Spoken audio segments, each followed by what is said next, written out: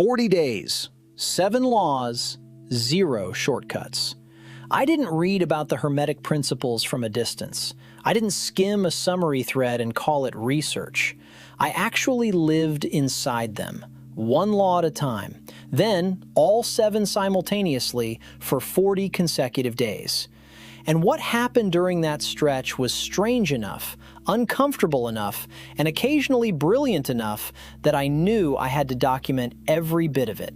Now, before you assume this is going to be some soft, feel-good story about journaling and gratitude lists, it isn't. The Hermetic laws are not self-help repackaged with ancient branding. They are a complete model of how reality operates. And when you start treating them that way, not as inspiration, but as actual operating principles, things get weird fast.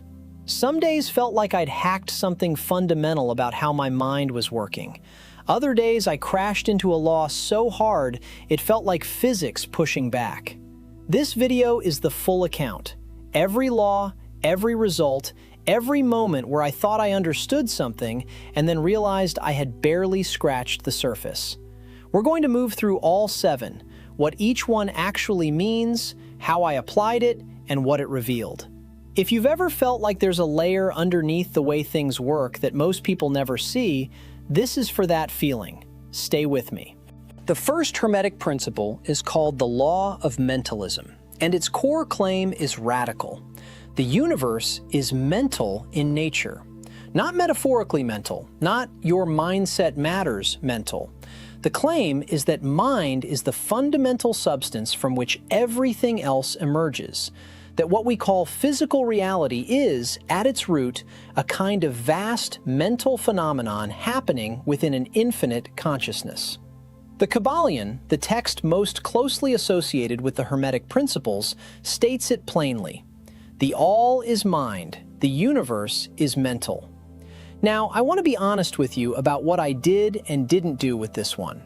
I'm Daniel, and this is Hermetic Talk, and I've spent a lot of time on this channel exploring ancient frameworks that modern people tend to either over-spiritualize or dismiss entirely. The law of mentalism gets both treatments constantly. You've got people on one end who turn it into magic thinking, believe hard enough, and reality reshapes itself. And on the other end, you've got people who hear, "the universe is mental," and immediately check out because it sounds like idealism dressed up in mysticism. I think both reactions miss what makes this law actually useful. Here's what I worked with during days 1 through 6 of the experiment. I chose a single domain of my life, my creative output, specifically how I research and write, and I applied the law of mentalism as a working hypothesis, not as a belief I needed to commit to spiritually, but as a lens. The hypothesis was this: the quality of my mental attention is the first cause of any result I produce. Not talent, not time, attention.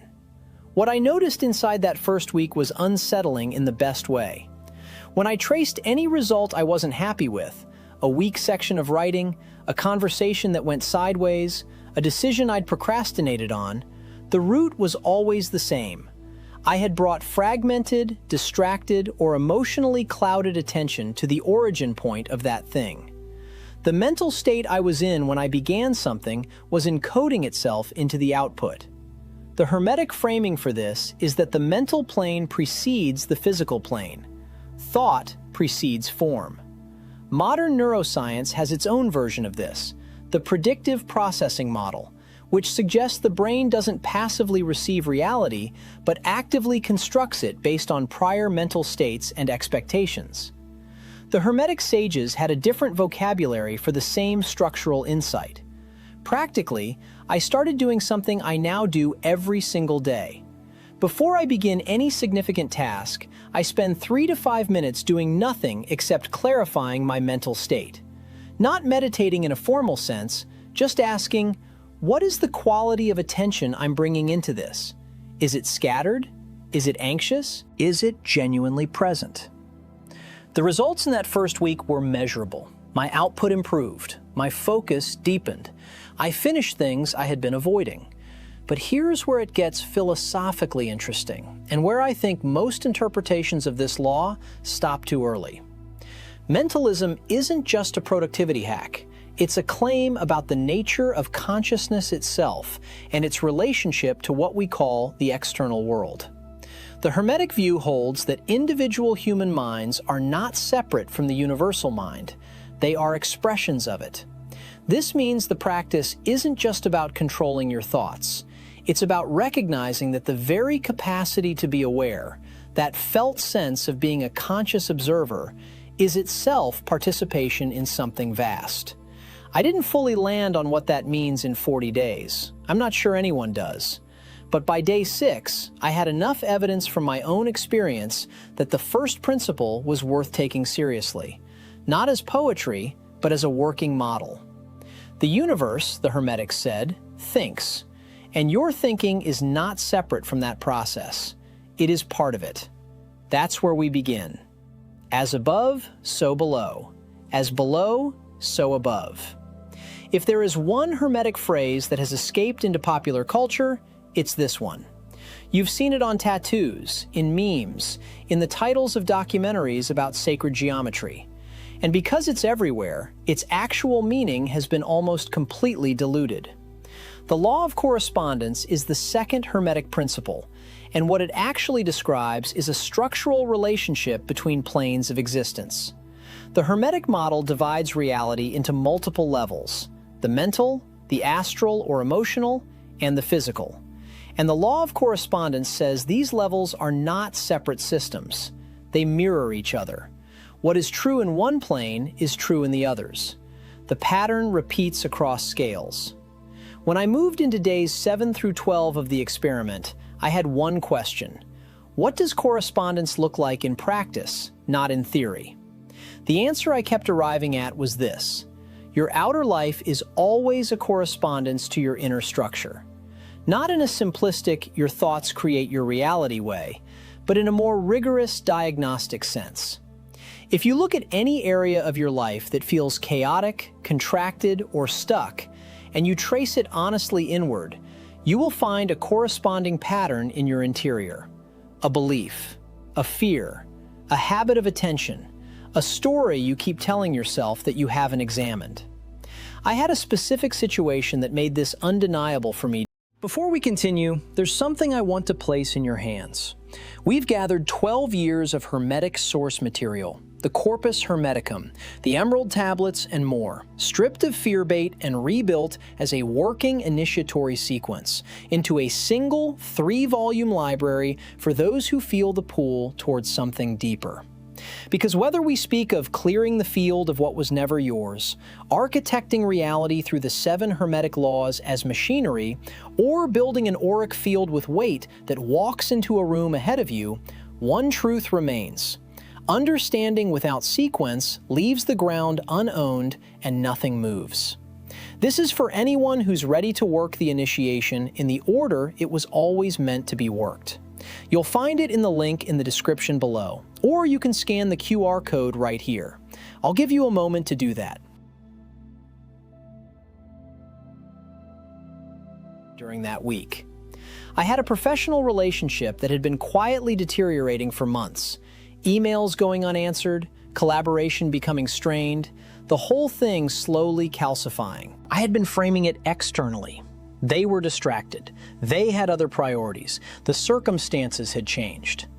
When I applied the law of correspondence as a practice, meaning I stopped asking what was wrong out there and started asking what pattern in here corresponded to what I was experiencing, I found it within about 20 minutes of honest reflection. I had been half committed to the relationship for just as long as it had been deteriorating. I had been withholding the kind of direct, invested communication that I expected to receive. The outer correspondence was exact. I sent one genuinely engaged email. The response came the same day. The relationship didn't fix itself instantly, but the pattern broke. Now, I want to be careful here because this principle can be misused. It does not mean that every hardship you face is your fault, or that victims of circumstance simply had corresponding inner flaws. That's a distortion. The law of correspondence is a diagnostic tool, not a blame mechanism. It's most useful when you apply it to patterns, things that repeat across different relationships, different jobs, different periods of your life. When the same structure keeps appearing in different clothes, that is correspondence telling you something about the level where the pattern actually lives.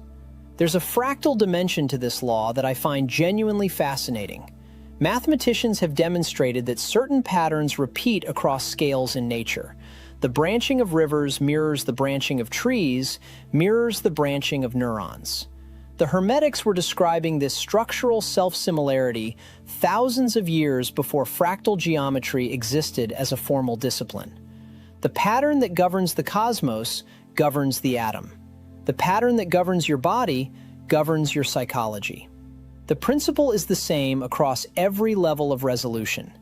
One of our viewers, someone who commented on an earlier video about the Emerald Tablet, put it in a way that stuck with me. They wrote, "The law of correspondence means you can read the universe in a single leaf and read yourself in a single reaction." That's a beautiful compression of what the principle actually points toward. By day 12, here's what I had internalized. Every time I encountered something in my external life that triggered a strong reaction, frustration, resistance, longing, confusion, I began using that reaction as a doorway. Not suppressing it, not overanalyzing it, just asking, where does this correspond in me? The outer world, treated this way, becomes a mirror of extraordinary precision.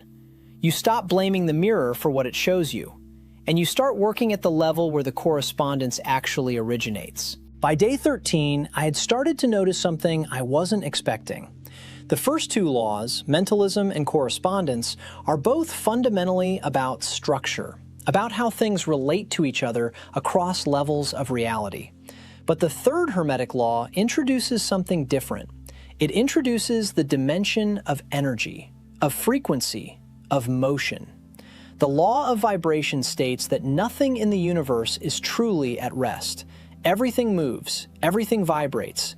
Every atom, every thought, every emotion, every apparently solid object, all of it is in a constant state of motion at a rate so rapid that matter appears still. The difference between a rock and a ray of light is not presence versus absence of vibration, it's the rate of vibration. Modern physics, if you look at it honestly, doesn't contradict this, it confirms it. Quantum field theory tells us that what we call particles are better understood as excitations in underlying fields. The physical world is not made of stuff, it's made of motion, of wave-like disturbances propagating through space. The Hermetic formulation of this insight predates quantum mechanics by centuries, using different language to arrive at a structurally similar conclusion. Here's where my experiment got uncomfortable. If everything is vibration, if thoughts and emotions have their own vibrational quality, then you cannot occupy a low-frequency emotional state and expect to produce high-frequency output. They're incompatible by the logic of the law itself. And I tested this, not as a belief, but as a measurable hypothesis. For 3 days during this period, I deliberately tracked my emotional state at the beginning of every work session. Not mood in a vague sense, I mean specifically, was I in a state of expansion, curiosity, and engagement? Or was I in a state of contraction, anxiety, or mechanical going through the motions? I rated each session on a simple scale. Then I tracked the quality of output. The correlation was not subtle. The sessions where I entered in a contracted, anxious state produced work I largely deleted or rewrote entirely. The sessions where I had genuinely shifted my internal state, even through something as simple as a 10-minute walk or spending time reading something that genuinely interested me before starting, produced work I kept. I want to be honest about what this does and doesn't prove. This isn't controlled scientific data. It's one person's 40-day observation. But the consistency of the pattern was hard to dismiss, and it pointed towards something the law of vibration implies, but most people don't fully follow through on. You cannot separate the state you're in from the thing you're making.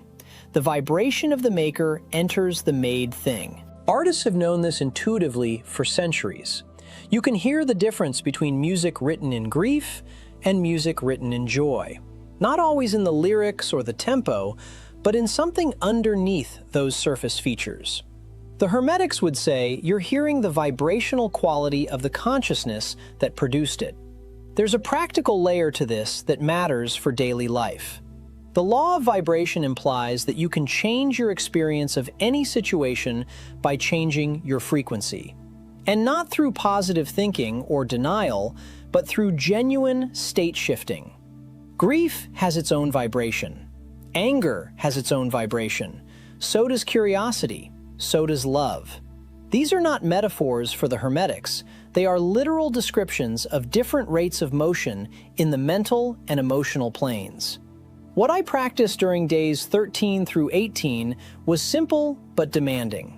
Before each significant interaction or creative act, I asked myself what frequency I was actually operating at, and I didn't proceed until I had found a genuine shift.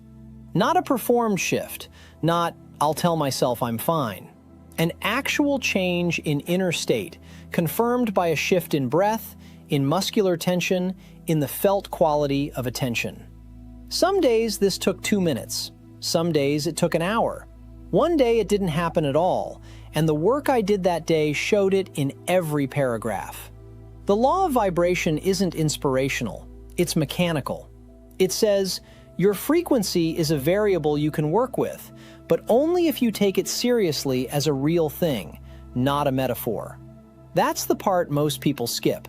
And skipping it is exactly why the principle stays abstract instead of becoming useful. So that's 2 laws down, and already the pattern is becoming clear. Each one demands something slightly different from you. Each one exposes a different gap between what you think you understand and what you actually practice. The law of correspondence is where that gap becomes almost embarrassing. As above, so below. As within, so without. You've heard it, probably 100 times. It's on coffee mugs. It's in wellness Instagram captions, sandwiched between sunrise photos and juice cleanse promotions. And because you've seen it so many times, you've stopped actually hearing it. That's the trap with the Hermetic laws in general. Familiarity breeds a kind of lazy recognition. You nod along. You think, yes, I know that one. And then you walk back into your life and do absolutely nothing with it. Here's what the law of correspondence is actually saying, stripped of the mysticism. The patterns operating at one level of reality are mirrored at every other level. The macro reflects the micro. The outer reflects the inner. Not as a poetic suggestion, as a structural fact about how reality is organized. The Hermetic tradition holds that the universe is not a collection of separate, unrelated things, but a nested system of correspondences, where the same organizing principles show up again and again at different scales. For 40 days, I tried to use this law practically. And practically means this. I started treating my external circumstances as diagnostic information about my internal state. Not symbolically, diagnostically. If something in my outer life was chaotic or stuck or producing friction, a project stalling, a relationship cycling through the same argument, a creative block that wouldn't move, I stopped asking, what's wrong out there? And started asking, what does this correspond to in here?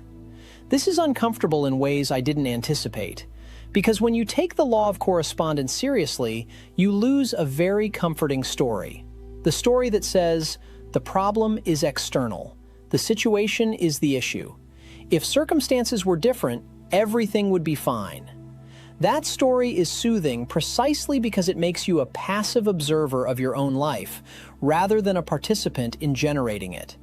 The law of correspondence dismantles that story at the foundation. I'll give you a specific example. About 3 weeks in, I was dealing with a recurring pattern of miscommunication with someone I collaborate with professionally. The same misunderstanding kept resurfacing in slightly different forms. My instinct was to analyze the dynamic between us, where the breakdown in communication was happening externally. Standard approach, logical, and completely useless, because I'd already done that several times and the pattern hadn't changed. So instead, I sat with the question, what does this mirror internally? And what I found, slowly, not all at once, was an internal ambiguity I was carrying about my own intentions in that collaboration. Before we continue, some of what I've learned simply never makes it onto YouTube. That's why we have Insights Academy, a free newsletter where I go deeper into hidden knowledge, ancient wisdom, metaphysics, and the nature of consciousness, the knowledge we don't share in these videos. And when you sign up, you'll receive the Kabbalion as a welcome gift. You'll find it through the link in the description below or by scanning the QR code on your screen. I'll give you a moment to do that.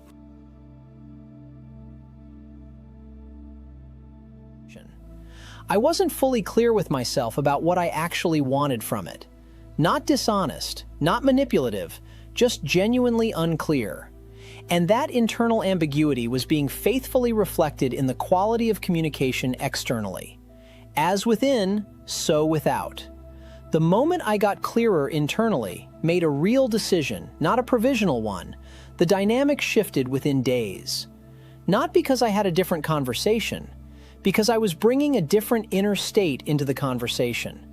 I personally think this is the most underrated application of Hermetic philosophy, using correspondence as a diagnostic rather than a decorative idea.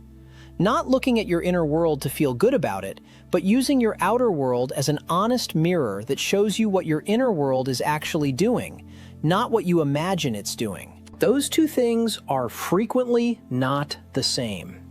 The practice during these 40 days became a kind of daily audit.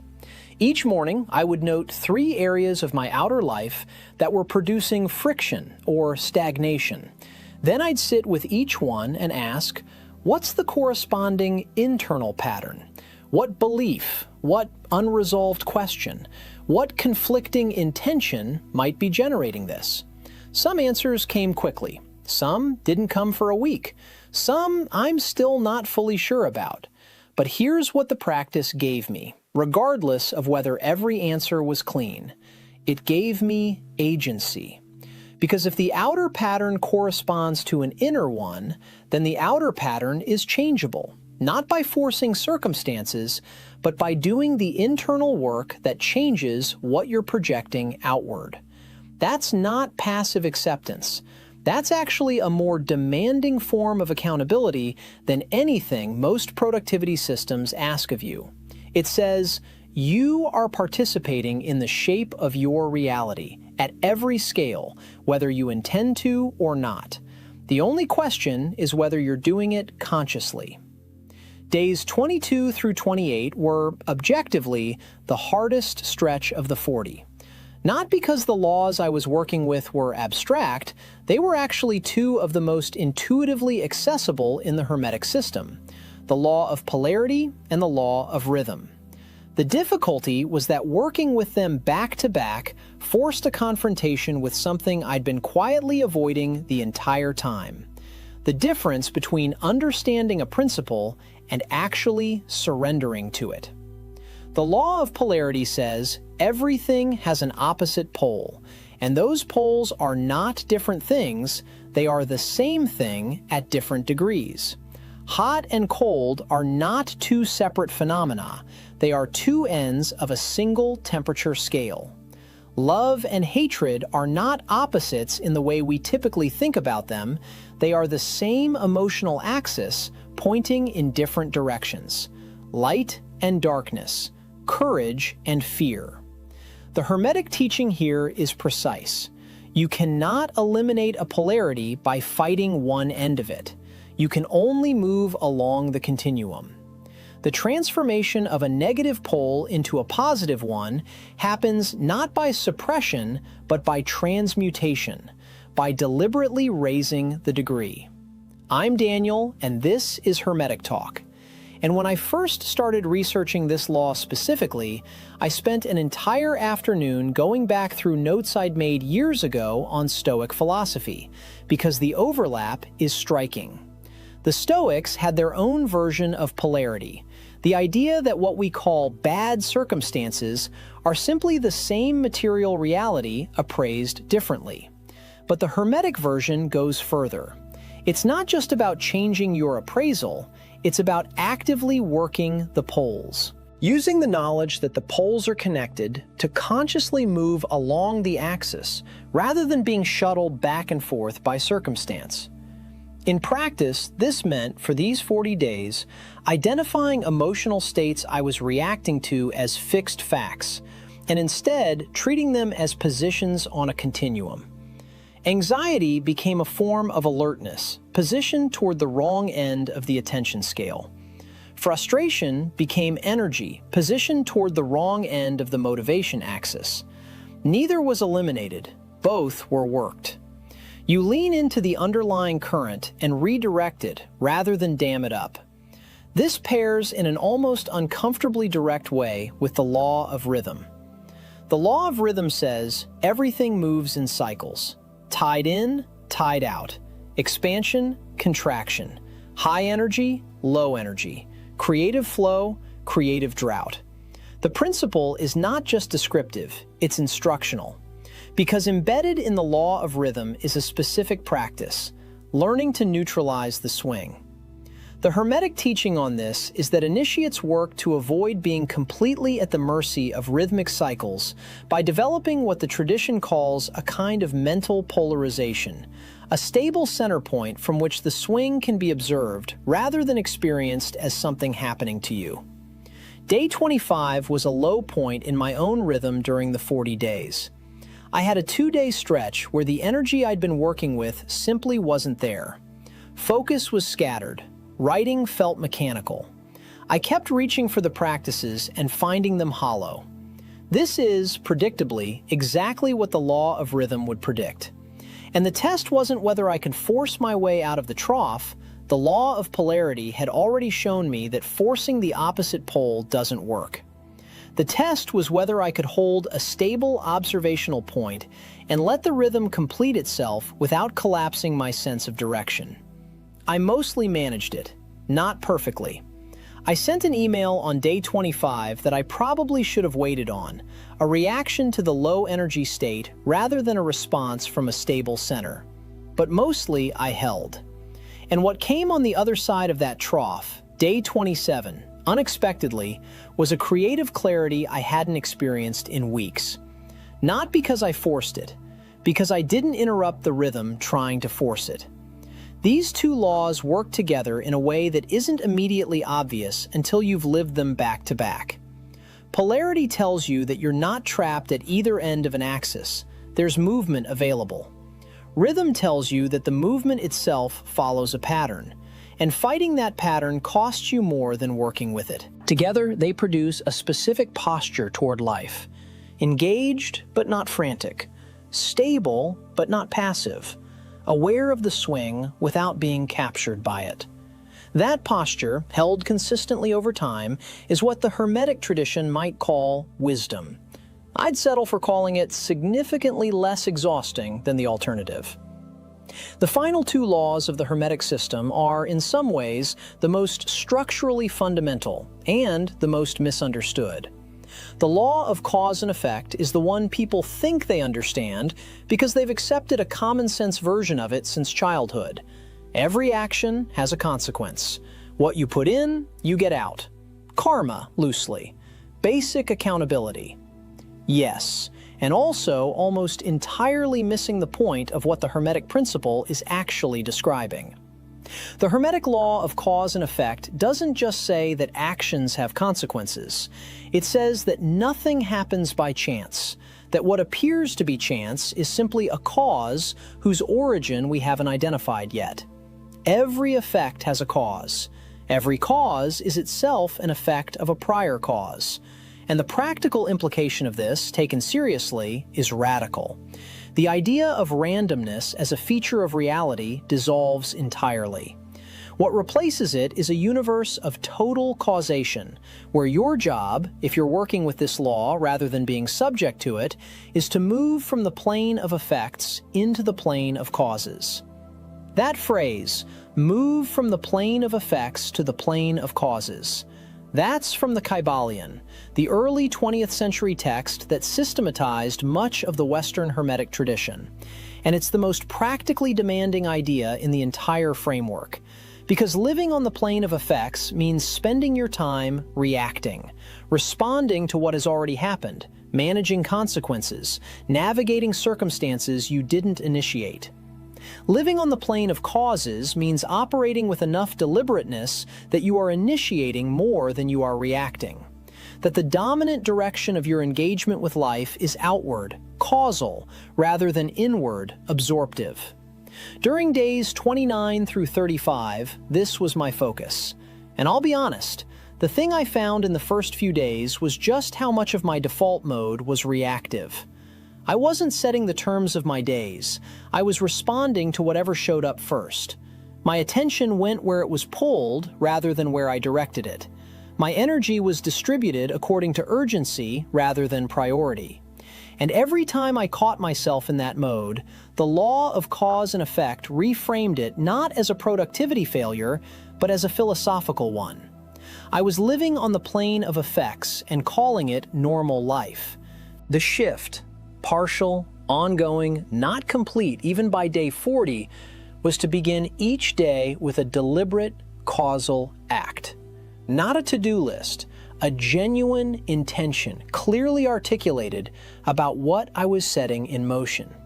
Then protecting that intention through the first hours before the reactive demands of the day colonized the available attention. Some days, this was a 20-minute window of protected focus. Some days, it was longer. But the act of treating myself as a cause rather than an effect, even briefly, changed the quality of the whole day in ways that were measurable in output and unmeasurable in felt experience.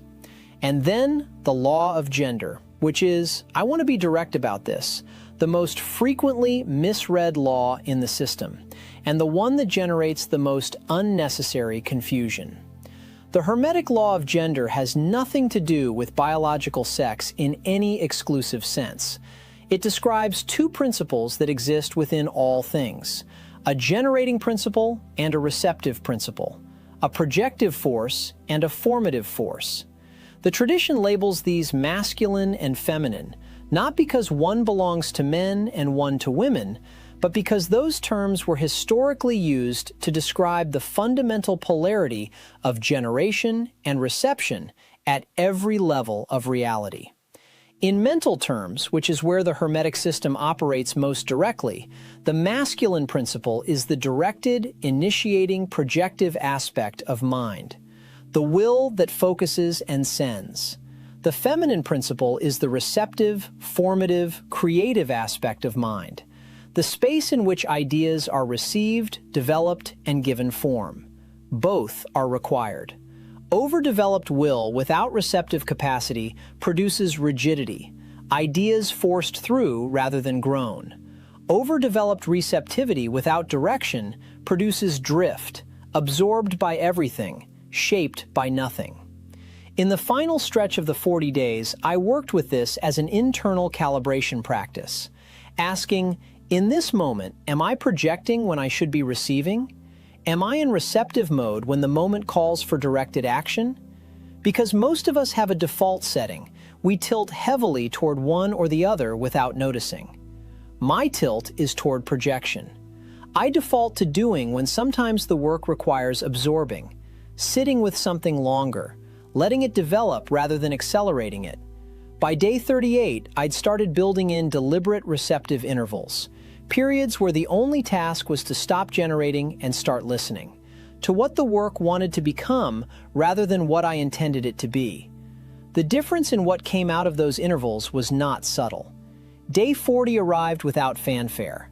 There was no revelation, no convergence of all 7 laws into a single unified experience of enlightenment. What there was, instead, was something considerably more useful. A detailed map of exactly where I'd made real contact with each principle and where I'd only made intellectual contact. Those are not the same thing. And the gap between them is, I now think, the most important information the 40 days produced. Real contact means the principle changed something in how you operated. Intellectual contact means you understood it clearly, could explain it articulately, and then went about your day exactly as before. The Hermetic laws are, in this sense, brutal diagnostics.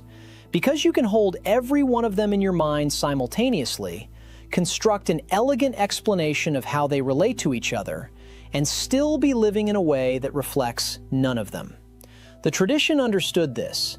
That's precisely why the Kybalion emphasizes that these are not philosophical propositions for debate. They are operating principles for practical use. The test is not comprehension. The test is application. So here is an honest accounting. The law of mentalism produced the most durable shift, the one that, by day 40, felt most integrated into ordinary thinking. Treating mind as primary rather than incidental changed the quality of attention I brought to problems in a way that didn't require active effort to maintain anymore. It had become, at least partially, a default. The law of vibration produced the most dramatic single-session experiences, but was also the hardest to maintain consistently. High ceiling, unstable floor. The law of correspondence gave me the most actionable tool, the outer as diagnostic practice, and it's the one I've continued most naturally past the 40 days. The law of polarity and the law of rhythm, worked together, gave me something I didn't expect: patience. Not as a virtue I was cultivating, but as a structural understanding. When you genuinely grasp that you're moving along a continuum rather than stuck at a pole, and that the rhythm will complete regardless of how much you resist it, the urgency that usually drives poor decisions quietly deflates. That's worth more than most productivity frameworks I've encountered. I say that having tested a considerable number of them. The law of cause and effect was the one that changed my mornings, consistently, even now. The practice of beginning with a causal act rather than a reactive response turns out to be one of those small structural changes that compounds in ways disproportionate to the effort involved. It costs maybe 15 minutes at the start of the day. It pays interest all the way through it.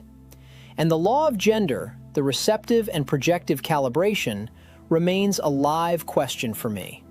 I haven't resolved my default tilt, but I know it's there now in a way I didn't 40 days ago. And naming it accurately is, at minimum, the prerequisite for working with it.